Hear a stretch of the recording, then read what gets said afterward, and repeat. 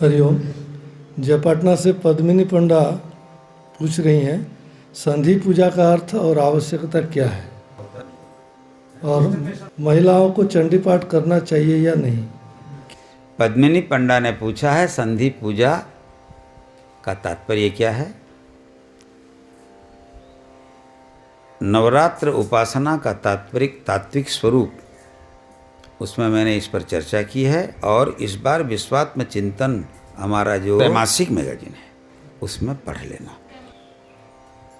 चंडी पाठ महिलाओं को करना चाहिए कि नहीं। मैं तुमसे पूछता हूँ, चंडी क्या है? हैं? दुर्गा क्या है?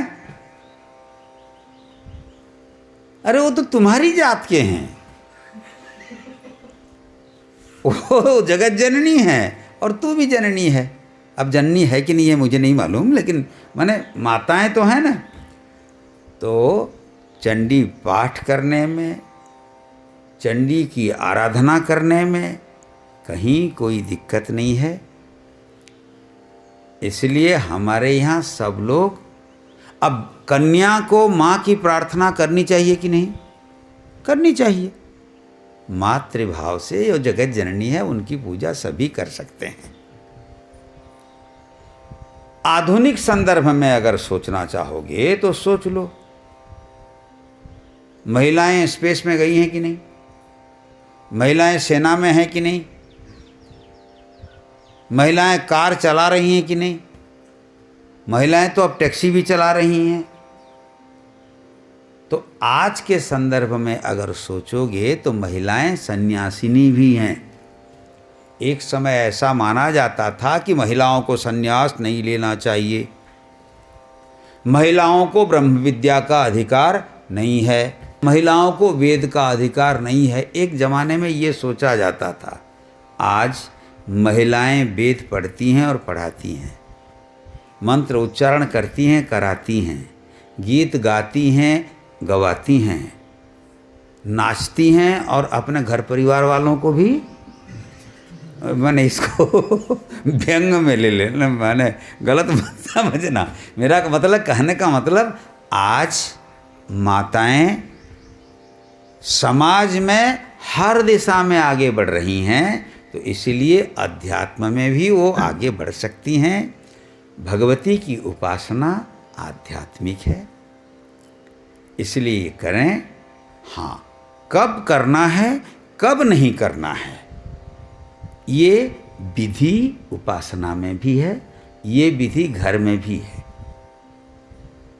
जैसे हम इस पक्ष में हैं कि माताओं को भी अपने रजो धर्म के काल में कुछ चीज़ें नहीं करनी चाहिए। आजकल ये अज्ञानी लोग टेलीविज़न के माध्यम से न जाने क्या क्या प्रचार करते हैं, लेकिन जब जीवन में समस्या आती है तो मानते हैं। अरे आज क्वारंटाइन कर रहे हो कि नहीं? एकांत में रह रहे हो कि नहीं? ये प्राचीन आर्य व्यवस्था थी कि शुद्ध अवस्था में व्यक्ति क्या कर सकता है, अशुद्ध अवस्था में व्यक्ति क्या कर सकता है। अस्पृश्यता को लेकर इतनी आवाज़ें चली राजनीतिक रूप से कि अस्पृश्यता ये है वो है, शूद्र को अस्पृश्य। अरे शूद्र अस्पृश्य नहीं है।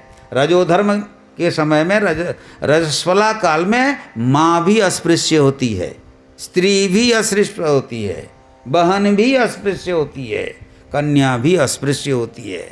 शौच अवस्था में ब्राह्मण भी अस्पृश्य होता है, अशुद्ध अवस्था में ब्राह्मण भी अस्पृश्य है, और शुद्ध अवस्था में शूद्र भी स्पृश्य है।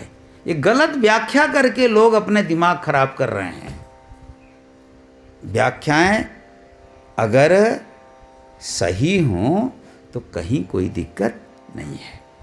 तो अशौच अवस्था में, अशुद्ध अवस्था में पुरुष हो या स्त्री चंडी पाठ नहीं करनी चाहिए, उपासना में नहीं बैठना चाहिए।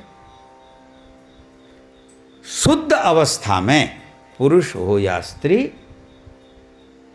सबको भगवान और भगवती की पूजा आराधना करनी चाहिए। हरि ओम तत्सत।